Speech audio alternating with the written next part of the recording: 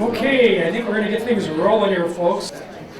We've had a very successful hour of mingling,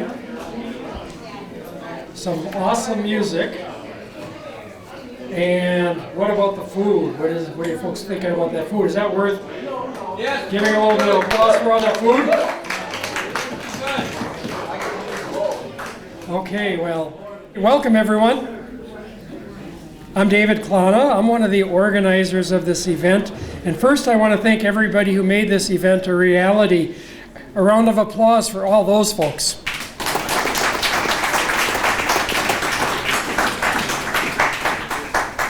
We have a great group of speakers and presenters today. We also have a great group of folks in attendance, rank and file folks, activists, public servants, curious visitors, other guests. A lot of gifted people have gathered together today, bearing the ingredients for the next stage of a robust and impactful regional labor movement. There are also some folks not here who have been and continue to be a part of this movement. Two in particular come to mind. One is the recently deceased Richard Dick Huddleston, who blended philosophical insight with hands-on practical labor activism. And it's so good to see his wife Eileen and a niece of his here today. Another is Carl Sack, a gifted community college teacher who also brings a practical labor activism approach to the table. Carl remains with us, yet today he is surrounded by loving family and friends as he confronts a serious, challenging medical situation. I would like to invite all of us to take a moment of silence to think of Dick, Carl, and many other comrades who have been and continue to be a part of the good fight for a better world.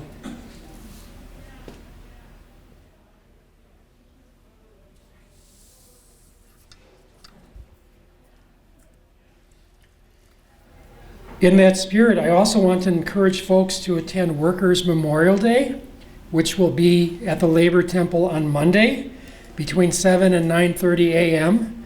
It's a great event. Good memories and a good sense of how we're working together to build our future. One thing that I've realized during my decades of living in our beloved Upper Lakes region is that we live in and have our identities forged, whether we know it or not, in a vital crucible of the larger labor movement.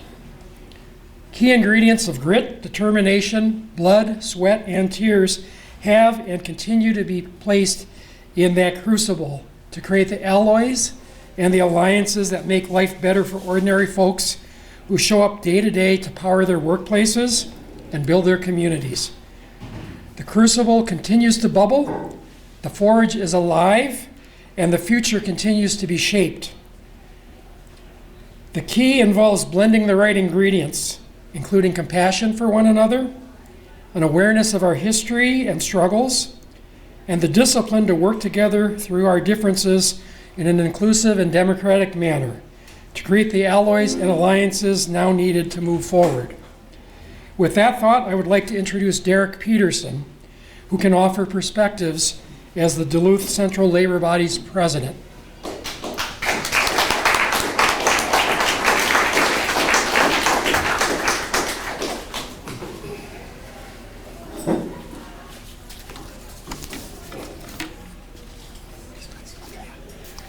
Thanks, Dave. Good afternoon, labor leaders, union workers, and others who came to support the labor movement. My name is Derek Peterson.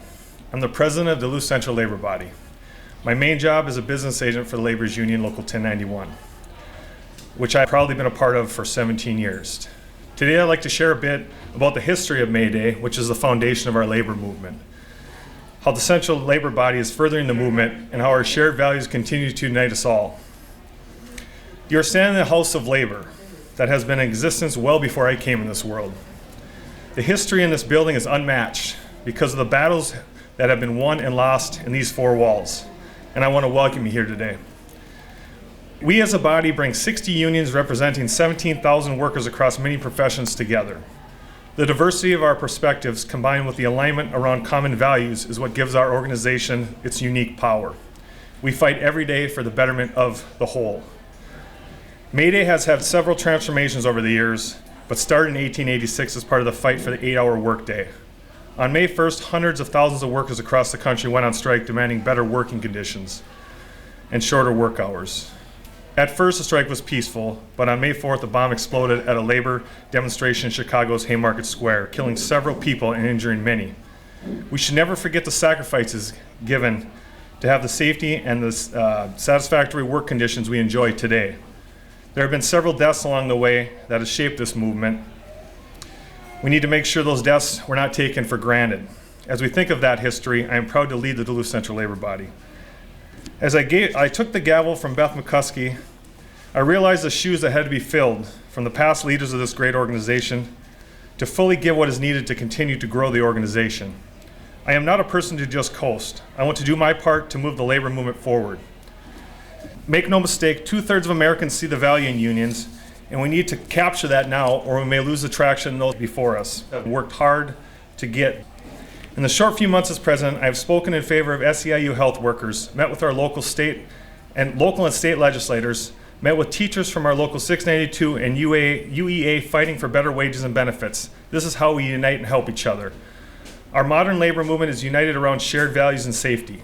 Safety has been at the forefront of our construction industry for decades. We work in safer workplaces. One study found job sites that were unionized were with lost time claims of 31% lower than the non-unionized sites. We continue to train our members and try to mitigate potential hazards. I feel that every job, from nurses, short staff, to teachers during the pandemic, working countless hours, and the worry of school shootings is where safety needs a facelift. Union safety is not just the absence of threat, but it's the presence of connection. One story is a narrow view of safety, but a room full of labor from different companies and professions makes us all better. The connections we make in trainings, job sites, and events like this only make us better and more united.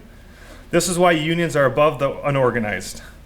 I don't like saying non-union. These are just workers that are looking for the opportunity we have to better their future for themselves and their families they support. My favorite saying is, you catch more bees with honey. We are resilient as humans, and as union sisters and brothers, we are unstoppable. We know the power in numbers wins contracts, political agendas, and better benefits. At a time when corporations are seeing record profits year over year, where we have more billionaires than ever, we need to stick together. From the building trades to the nurses, teachers, postal workers, power in numbers keeps us moving forward. We are more than the sum of our tragedies and the defeats, because we can't win every battle in our unions and in real life. But we can start with one small win and build on that, and get a second and a third. We must never give up and continue to fight and to build our base. I'll leave you with the countries where most workers are in a union are the happiest and the healthiest on earth. Mayday reminds us that there is power in solidarity, and remember to support one another and never forget that an injury to one is an injury to all. Thank you.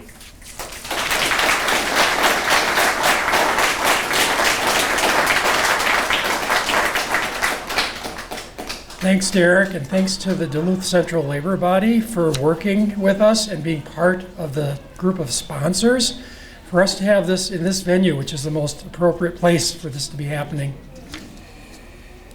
Forging our future involves acts of vision and creative expression. The forces that would blunt our efforts constantly seek to erase our lived realities as workers and as the foundational producers of our society. Carolyn Olson captures those lived realities as a narrative artist in our community. She has some words about her art and is available today to converse with folks during this gathering. The slides that you have seen up here, and I'm having a little bit of technical issues, I'm going to get them running again, are the work of Carolyn Olson.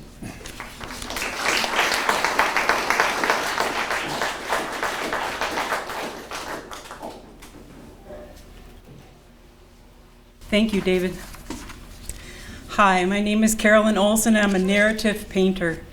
Thank you for including me in this conversation about our workforce.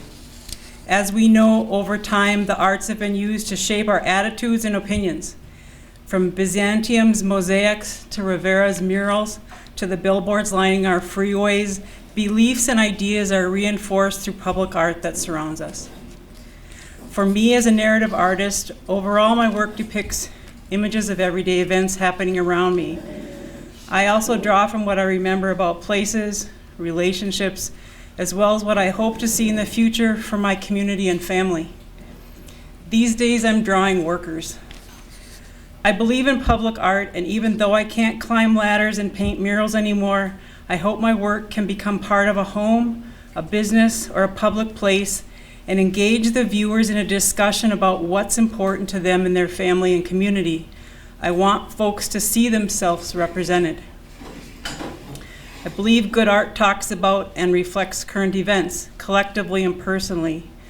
I believe it matters to see yourself and what's important to you in the arts, your textiles, and objects. In 2020, during the stay-at-home order, I began drawing portraits of essential workers. My mind was preoccupied with our adult children, both living in Minneapolis and working full-time as essential workers. Our son is a middle school band and orchestra teacher, and our daughter is a customer service worker and cashier at a grocery. On one of those first days hearing about COVID-19, our son called. He knew I wanted to know what was happening in Minneapolis. He had few answers. "Mom," he says, "I have 300 kids blowing at me all day." The next day his school went online and he taught from home. Instrument bags, musician masks, plexiglass shields were in place by the fall. For our daughter, in an effort to keep workers safe, each day brought new safety protocols. It was nerve-wracking. Shopping for necessities like groceries became an extremely difficult experience for many folks. My daughter would assist customers who needed help making their way into and out of that building with groceries. Each day new issues arose, like the day the antibacterial spray finally erased the numbers on the credit card pin pad so she'd have to reach around the plexiglass shield to assist. New safety protocols were put in place to keep workers safe from this little understood virus called COVID-19. We all have our COVID-19 stories. The work on display here shows 100 drawings done in pastel of essential workers, as well as 10 gouache paintings of full-time workers not making a living wage. I started the Essential Workers series by drawing who I loved and continue to draw for another year and a half. I met most of these folks from their stories on PBS or read about it in the news. I drew portraits of those who worked to keep my family and I alive. Grocery store workers, beggars, teachers, bus drivers, mail carriers, pharmacy clerks, farmers and field workers, healthcare workers, on. With no vaccine, folks worked full-time so many could survive. As we know, many became sick and died. Still, folks continue to work, making minimum wage, no health care, living in poor housing conditions. All we knew was to wash our hands and not to breathe on anyone. July 2021, I had completed the 100 drawings depicting essential workers. My plan was to keep drawing until we were all vaccinated. The more recent paintings of full-time workers not making a living wage, again, started with my kids. Our young people are struggling to engage and move forward in their lives. They aren't lazy or ill-prepared. They are asking to work for fair wages so they can contribute to their family and community. Affordable housing and a living wage go hand in hand. The COVID pandemic was an opportunity for society to make changes that would benefit all workers and communities. In the short term, folks got small hourly wages, which often were taken back, or free COVID tests and masks. In the long term, not much has changed. I believe in strong unions to address the sustainable workers' wages, benefits, and working conditions. It's clear some business owners don't care enough to create jobs that pay a living wage if it means less for their investors and themselves. Despite their practices, it's also clear that things are changing. Workers are organizing. We must continue to hold companies responsible for everything they're doing, not just what they're doing for the few. As I said earlier, the arts that surround us should mean something to you. It should reflect your culture, your loved ones, your hopes for your community. Good art is always political. Artists talk about current events, their lives, ideas, hopes on a lot of levels through their art. What better way to start a conversation about living wages than over a piece of art showing a restaurant worker washing dishes? I've always been drawing and painting my family and what I believe is important for our future. I hope you are encouraged by the images themselves. Together we can make positive changes in our community. Everyone must do what they can do, including speaking up. Having conversations with neighbors and friends about what a living wage looks like. What does it take to make earning a living wage standard practice. We need to educate ourselves to better understand what workers need. We must vote to make changes to poor policies and incorrect expectations of business owners to better help workers in our community. As an artist, I believe art should inspire us to be better people as we continue to understand the world around us, and I hope my work will reflect and encourage my community. Thank you.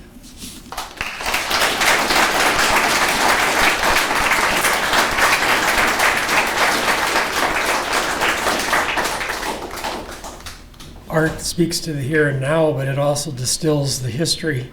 And I think, as a son of a Teamster, having a Diego Rivera print in my living room of the Detroit auto industry, it reminds me every day of where I came from and what my dad struggled with, my mom, my brothers, and our neighbors. Thank you, Carolyn. This is awesome work here, and I really encourage people to engage Carolyn in conversation. As I mentioned before, this area is a crucible. It has an incredibly rich history. The ground we walk on has buried within it inspiring stories, humbling sacrifices, congealed wisdom. Today's keynote speaker, Peter Rachleff, is a historian and an activist who will help us to identify and connect with the ingredients beneath our feet that can be added to the current crucible to provide connective tissue and strengthen our work. Peter Rachleff.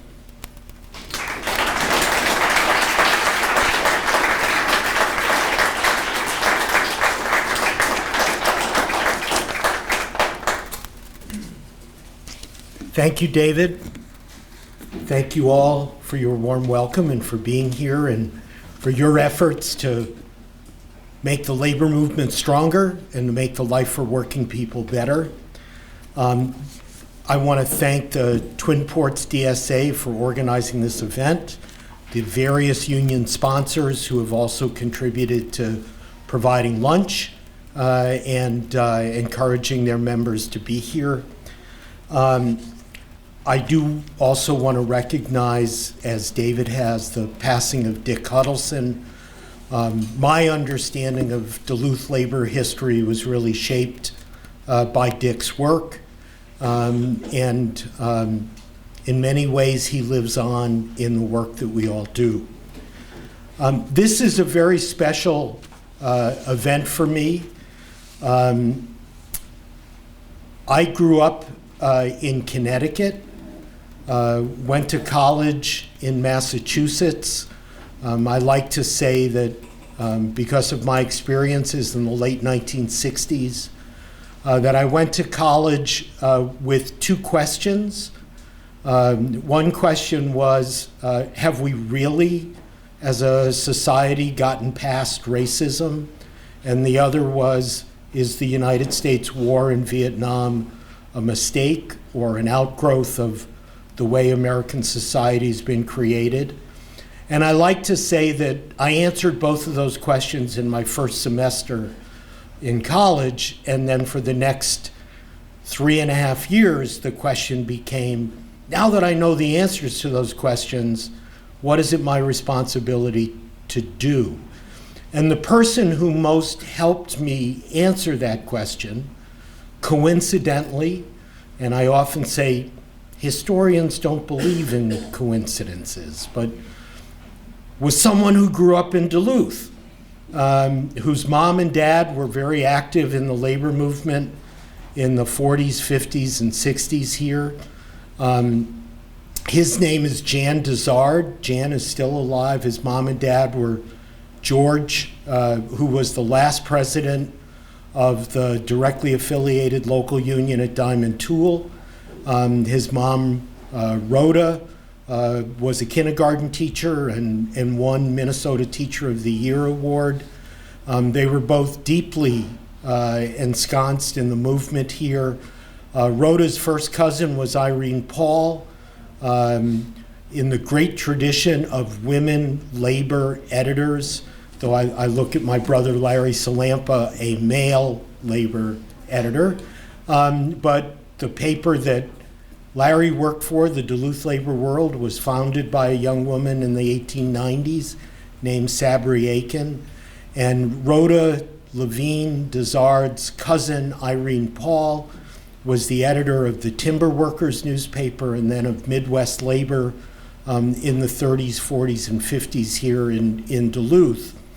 And I reached out to Jan, who is still alive in his late 80s, and I said, I'm coming to your hometown. He doesn't live here anymore. I said, I'm coming to your hometown to give a talk about Mayday. I want you to know, and I'm going to send a shout out to your mom and dad.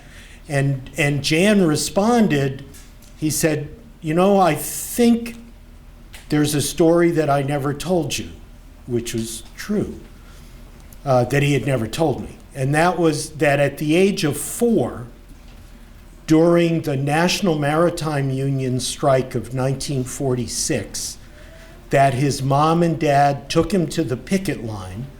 And I'll say a little more about the National Maritime Union and the year 1946 in a few minutes. But they took him to the picket line, and lo and behold, Paul Robeson showed up at the picket line. He was in Duluth in part launching something that he called the American Crusade Against Lynching. And he wanted to start that crusade here in Duluth. He had just had a musical performance in Minneapolis.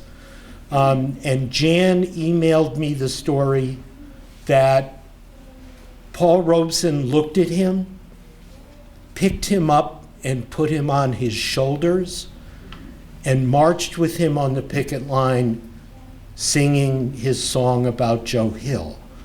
And as I dug a little bit more to prep for today, I discovered, and many of you may not know, that when Joe Hill was executed, the IWW had his remains cremated, and his ashes were sent all over the United States to local IWW branches.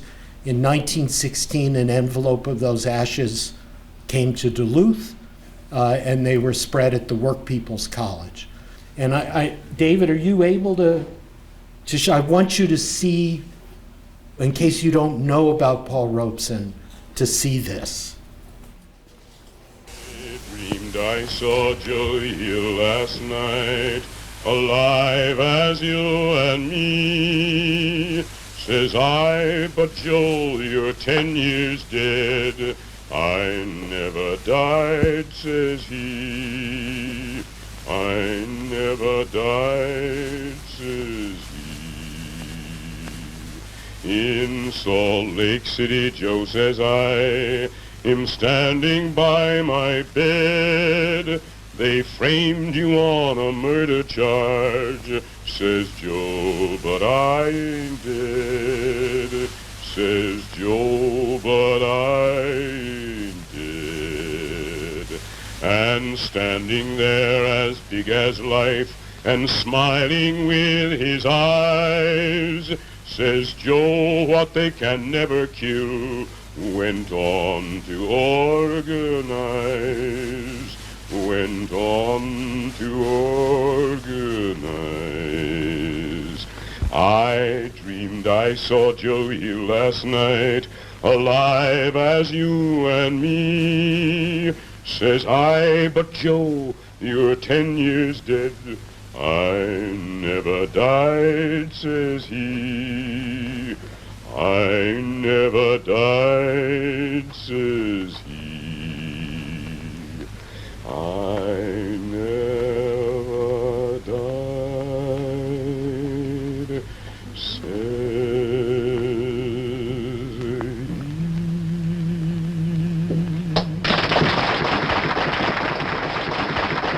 Thank you, David. So when you think about what it may have meant to a 4-year-old child to be carried around by Paul Robeson singing this song. So in the spring of 1970, my first year in college, Jan Dizard piled a bunch of freshmen into the back of his car and drove us to New Haven, Connecticut to participate in the protests at the Black Panther Party trials in 1970, where I heard Jean Genet, who had been smuggled across the US-Canadian border, and Abby Hoffman and Jerry Rubin give speeches. And that, as much as Paul Robeson helped make Jan who he became, Jan helped me become who I became. And I became a labor historian and see my job as transmitting to people like you the history of your ancestors, a history that unfortunately is not in the curriculum, that unfortunately you didn't learn when you were in school, not because you were naughty students, but because it wasn't part of what the American story was supposed to be. And I'm working as best I can to try to change that, so that maybe the next generation of kids will know who Paul Robeson was, will know who the Black Panthers were, will know that the National Maritime Union in Duluth in 1946 went on strike in order to get equal pay for African American sailors, cooks, and other shipboard workers, equal pay with their white counterparts. So this is very special to me to be able to be here to try to share with you some of your history in a framework that I like to push, a framework that says, first of all, that the past and the present are in conversation with each other. The past isn't just some dead facts laying on a table about people who are very unlike us, and we feel alienated when we hear about that. The past and the present are in a conversation with each other. And I also like to argue that we need to understand a labor movement. And a labor movement is more than a single union. A labor movement may be multiple kinds of organizations, co-ops, educational projects. Carolyn Olson's art is all part of a labor movement, and it's solidarity that holds it together.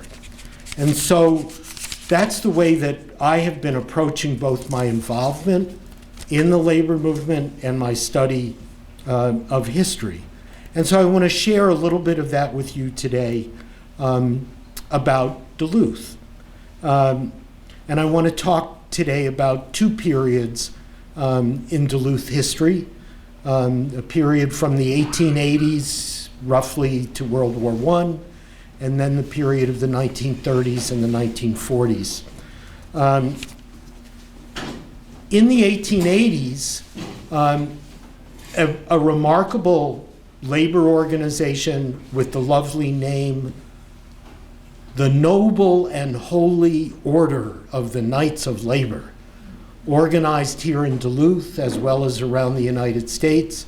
I ended up writing my doctoral dissertation about the Knights of Labor in Richmond, Virginia, in what had been the capital of the Confederacy, where the Knights of Labor organized African Americans and whites together, organized an independent labor political party, and actually took over the city government 20 years after the end of the Civil War. A history that I've also discovered hardly anyone in Richmond, Virginia knows. It would be too dangerous, I think, for children to get these stories. Here in Duluth, the Knights of Labor began to organize in 1881. They started a labor newspaper called the Industrial Age. They had a hall at 17th Avenue and Michigan Street. They organized 6 locals, and they organized collaboratively with conventional AFL trade unions, woven together to help create the Duluth Labor Assembly, which started in the middle 1880s. In 1886, as the brother president of the Duluth Central Labor Body said today, the strike for the 8-hour day in May of 1886 happened here in Duluth, as well as lots of other places. And in 1888, led by Seward and street construction workers, the labor movement really began to change history here in Duluth.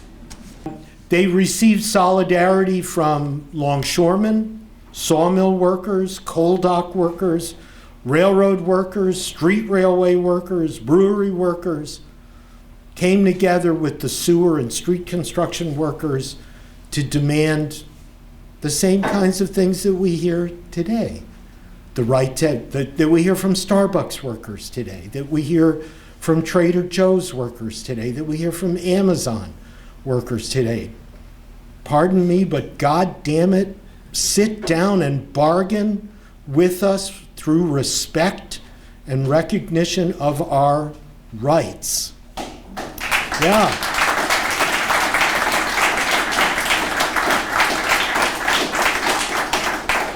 In July of 1889, the strike rose up again, and this time the Duluth police were put to work to break the strike.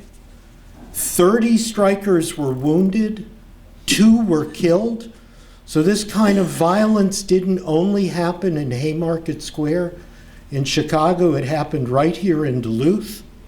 6 strikers were arrested. No police were held accountable. 6 strikers were arrested and put on trial, and they were acquitted by a jury of their peers. And then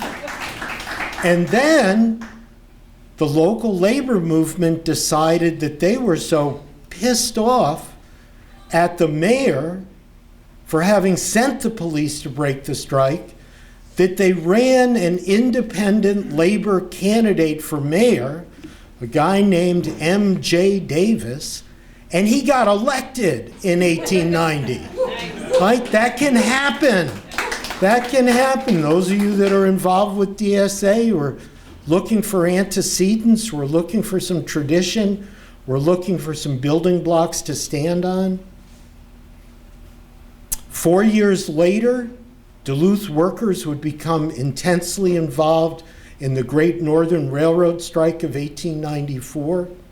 A lot of us have grown up in an era and have been aware of globalization and the challenges that globalization poses. We don't realize that in the 1880s and 1890s, that a barrel of flour milled in Minneapolis out of wheat grown in western Minnesota or the Dakotas and transported by train to Minneapolis and put in barrels and put on trains, and those trains came through my neighborhood on the east side of St. Paul and came to Duluth, where they were put on ocean-going ships and went out Lake Superior and out the St. Lawrence Seaway and across the Atlantic Ocean. And when they arrived in Hamburg or Prague or Bremen, they undersold the flour that was milled in those cities out of wheat grown by farmers in those countries. And as you can well imagine, international trade doesn't work if there isn't something to come back in the other direction. And what came back were the children of farmers whose parents couldn't pay the bills to keep the farm and sent those older kids to come to the United States, get a job, earn a wage, send money home so we can keep the farm. And so Norwegian, Swedish, Finnish, German, Hungarian, Slavic, immigrants of all sorts filled those ships and to come here and to become part of the next generation of workers. And so the strike in 1894 was against, and I now love to use the noun, oligarch. And it was against the oligarch James J. Hill. And Hill had cut his workers' wages 3 times since the Depression had begun in the middle of 1893. And workers went on strike against Hill, and workers in Duluth supported them. And Hill backed down and had to reinstate the wages that he had cut. 2 years later, a 27-year-old woman named Sabri Aiken moved to Duluth and started the Duluth labor world. She would pass away tragically in 1900, but the newspaper persisted, and we have copies of the Duluth Labor World here that you can pick up today. The Duluth Labor World was so important to us in the Twin Cities and in southern Minnesota when the Hormel workers went on strike in 1985-86, and the Duluth Labor World was a great support in telling those stories. Over the next 2 decades, the late 19th and early 20th century, the Duluth labor movement would include not only craft unions, not only vestiges of the Knights of Labor, but also include a Finnish socialist opera hall, a work people's college. The Woodman's Hall is another place for people to meet. Locals of the Scandinavian Socialist Party, a local of the Finnish Socialist Party, the Nonpartisan League, and ultimately the Farmer Labor Association and the Farmer Labor Party. The IWW was around engaging in that wonderful practice that they called free speech fights. That is, they would plunk down a soapbox on a street corner and start to harangue passers-by and to test their constitutional rights, like the kids at Columbia University and NYU and Emerson College and so many places are testing today.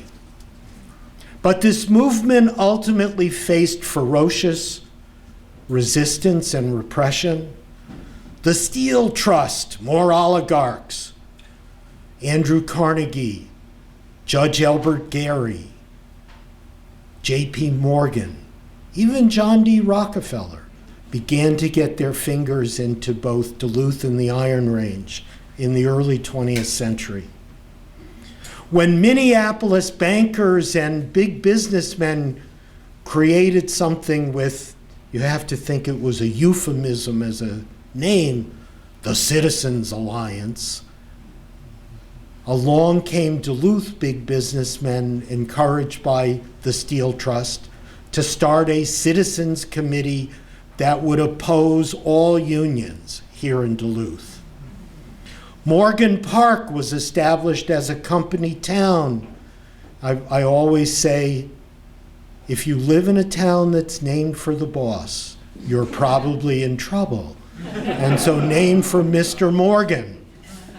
No African Americans were allowed to live in Morgan Park.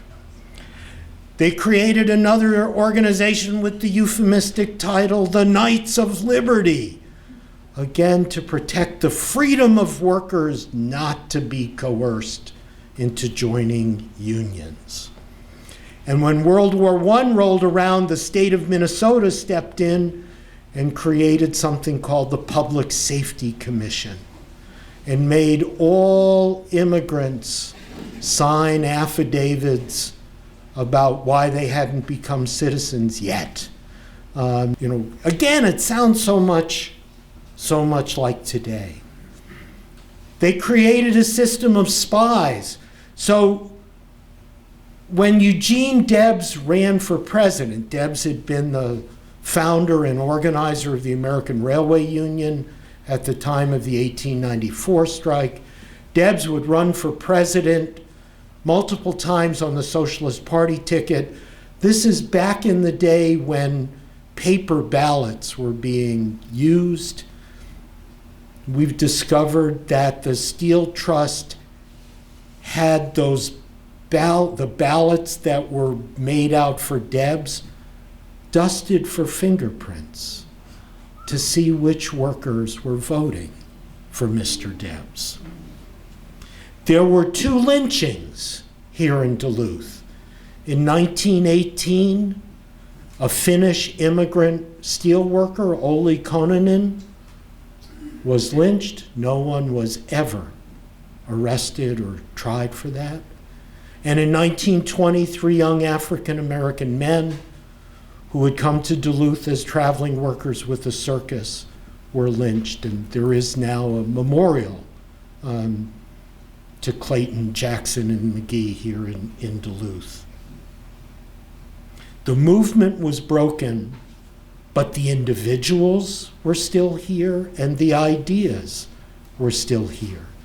And when, with the Great Depression, the political climate in the United States began to change, Franklin Delano Roosevelt was elected president in 1932. A lot of people are unaware that in the summer of 1932, World War I veterans launched a movement called the Bonus Army, moved into Washington, D.C. Why were they called the Bonus Army? Because World War I ended inconveniently for the draft. People had been drafted into the military and they still had a year or two to serve. And workers had enough common sense at that point. They had seen other situations where there had been drafts and aftermaths of wars, and they were afraid that after the war would come depression, would come an inability to find jobs. And so at the end of World War I, there were workers who said, well, we've survived the damn war. Now our lives are not at risk. You know, maybe we should stay in the military and get a paycheck for another year or two before we go back home. And President Wilson created a program to pay a bonus to soldiers if they would leave the military early. But the small print said, you get the bonus in 15 years. So 1918 plus 15 would be 1933. By the summer of 1932, World War I veterans said, we ain't waiting any longer, give us the damn bonus. And they began to hop freight trains and hitchhike to get to Washington, D.C., where they created the first protest tent colony. Kind of looks like those Columbia University kids again. And I had the good fortune to interview a few of them, and they said the most important part of the experience was that it took so long to get to Washington by hopping a freight train or hitching a ride that periodically you had to jump off and go look for food, and that they would go and knock on doors, and when someone showed up at the door, they would tell you a story. And they would tell the story of being a World War I veteran and of feeling disrespected and of needing to go to Washington to make political change. And in November of 1932, that political change elected Franklin Delano Roosevelt. Here in Minnesota, it elected Floyd Olson of the Farmer Labor Party, governor of Minnesota. The following year, 1933, in November of 1933, workers at the Hormel plant in Austin undertook the first sit-down strike in American history. The workers said, if we go on strike and put up a picket line, the best case scenario we can imagine is that we end up fighting with the desperately unemployed who would be willing to cross our picket lines to get a job and feed their families. We don't want to risk that. We'll hold the darn plant. And so they sat down in the plant and they talked about holding the beef and pork hostage. They demanded that Jay Hormel, another oligarch, Jay Hormel, who had inherited the plant, that he had to come in the plant to bargain. And workers told the story that everybody noticed that if he ever said no to something the workers were asking for, they all noticed that it was getting warmer. And the workers were turning down the cooling system. And the beef and the pork were going to spoil. It took all of 3 days for Jay Hormel to give in. And he gave in to what I think is one of the most remarkable union contracts I've ever heard of. It included a 52-week layoff notice provision. You could not be laid off if you were not given a whole year's notice in the most notoriously seasonal industry of meatpacking. It also included a guaranteed annual wage. That was what Hormel workers would have from 1933 to 1977. That's a whole nother story. But that inspired workers in Duluth. It also inspired truck drivers and warehouse workers in Minneapolis. And in February of 1934, coal delivery workers went on strike in Minneapolis. They weren't fooling, and they knew February is a really good time to hold coal back, right? Their strike got settled very quickly. And then the word went out to other truck drivers and warehouse workers and unskilled workers across Minneapolis. And in June, 10,000 workers went on strike. This summer, we will be celebrating the 90th anniversary of those strikes. There will be a series of events. There's flyers that David Sundin and Linda Layton have brought with them. There's an art exhibit. Carolyn Olson will have some art in the exhibit. At the downtown Minneapolis Library, there'll be a picnic, a celebration in the warehouse district. But all of this say the momentum is coming to Duluth. 1934, 1935. In 1935, a handful of activist organizers who are trying to create industrial unions rather than craft unions. Unions for everybody who works under the same roof. So in an auto factory, from the skilled tool and die makers to the assembly workers. In a steel mill, from the skilled roughers and rollers and heaters and to the unskilled. Everybody under one roof. And the Steel Workers Organizing Committee becomes a major part of this upheaval in the middle 1930s. And Duluth becomes a major site. Even women working at Woolworths have a sit-down strike, following what they've heard about what happened in Austin and what women at Woolworths were doing in Albert Lea. And the great story of occupying Woolworths, listening to the radio, following the story of Amelia Earhart while occupying Woolworths. The Farmer Labor Association starts neighborhood clubs, women's clubs. I found in my research in the late 19th century and some of my digging in the 1930s, when we look at how we are with our devices today and television, and find, well, at least through the 1930s, people were happy to fill their social lives by going to a meeting 5 nights a week. And it would be a meeting of a different organization. Some of the same folks, some different folks. There was a CIO Industrial Union Council organized here in Duluth. 2 newspapers, Midwest Labor and the Duluth Labor World. Unions explicitly addressing issues like the rise of fascism in Spain, Japan's invasion of Manchuria.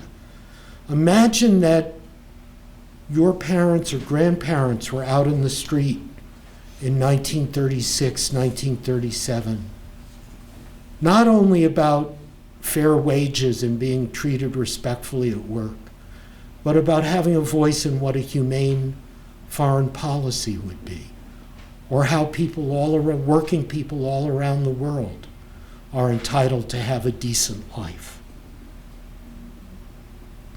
World War II saw even more people join unions. including the Rosie the Riveter phenomenon. Men went off to war, women took jobs in steel mills, in the wire plant, in other plants here in Duluth. And at the end of the war, much as the story I told about the end of World War I and the veterans who would create the bonus army, wages had been frozen during World War II. Come the end of the war, workers were looking for a way to catch up and catch up quickly. 1946 became the most strike-prone year in American history. Nationwide, an estimated 25% of all union workers went on strike. About 3 million people. In Minnesota, there were 55 strikes in the year 1946. About 45,000 workers went on strike. And here in Duluth, there were 10 strikes in 1946, and about 4,300 workers went on strike. And perhaps the most dramatic of those was the National Maritime Union strike that brought Paul Robeson to town and really changed the life of my mentor, Jan Dezard. And Robeson, and maybe someone can tell me, when did the place that's called the Paul Robeson Ballroom get named? Anyone? No one knows. No one knows. You're familiar with the space, right? And it's kind of defunct. Yeah. But you want little kids to ask, who was this Paul Robeson? Why is this place named after him? How can we breathe life into it again?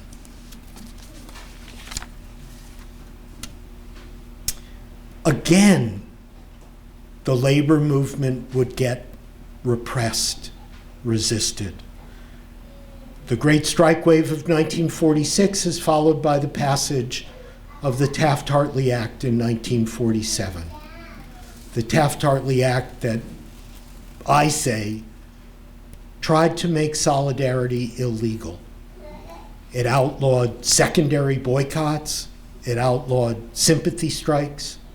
I remember my first introduction to the labor movement as a high school kid was feeling solidarity with the farm workers in California and wanting to encourage people not to buy grapes and not to buy lettuce. And the farm workers came to my town in Connecticut and said, we need help, go pick at these grocery stores, but you can't say to people, don't go in the store. When you go in the store, don't buy the grapes. When you go in the store, don't buy the lettuce. And when a few of us said, wouldn't it be more effective if we said, don't go in the damn store? So, oh, no. If you say that, that will be a violation of the no secondary boycott clause of the Taft-Hartley Act, and we'll get sued. Wow. So the limitations on solidarity. And the Taft-Hartley Act that said no union can use the tools of the National Labor Relations Act if they don't sign an affidavit that they have no communists in the leadership of the union. And then the law very conveniently did not define what a communist is. And for those of us who have spent any time on the left, we know that there are many different kinds of people that may call themselves communists, and others of us might say, no, you're not. How can you advocate for this? And so, but Taft-Hartley, and there were 9 unions that refused to sign that affidavit. And they got denied the National Labor Relations Act, and they got kicked out of the AFL or kicked out of the CIO. And then not long after, we begin to see deindustrialization. We begin to see factories close like U.S. Steel's plants here in Duluth, and people being thrown out of work, and unions that have been bedrocks of the movement shriveling shrinking.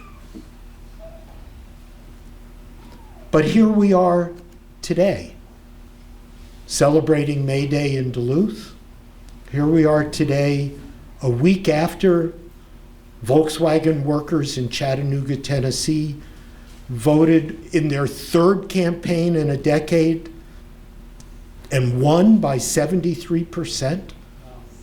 And now we're hearing that Mercedes workers in Alabama are soon to vote and will vote similarly as well.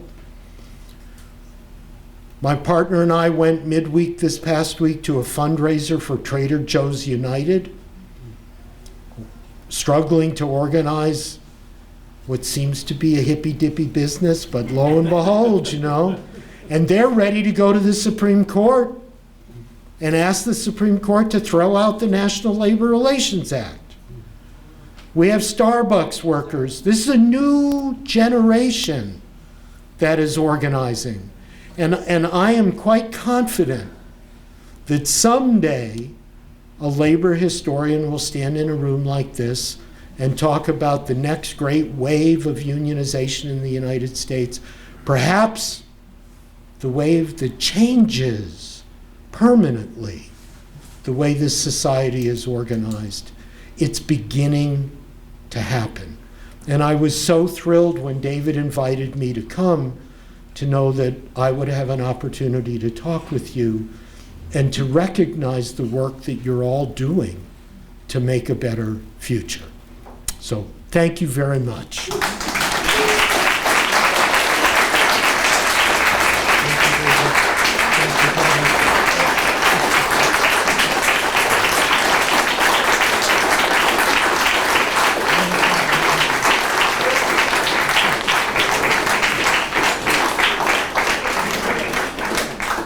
My sympathies to the next speakers. Peter, you really share so much there, and as you were talking about 1946, Paul Robeson, Joe Hill, the Maritimers saying, you know what, folks of color need to be treated the same in wages and opportunities. I thought about my friends Helen and Matt Carter. Some of you may remember the Carters. Helen was our first black teacher in the city of Duluth. Matt worked on the Great Lakes fleet, and they broke the redlining in Lakeside, right? They had some help to do that, to break through there. And Matt was part of the African American men's group, which worked really hard to help young black men dealing with police profiling and being set up with, you know, being randomly stopped and egged on to do something that could result in a criminal charge. So that's how these things connect in our lives and in our world. You know, Derek, you were talking about public opinion, right? Being more and more saying, hey, unionizing labor, this is important. These are basic human rights. There was a good article in The Atlantic recently saying, yes, that's the case. However, and you know, Peter was talking about Taft-Hartley, public policy is stacked against labor in this society.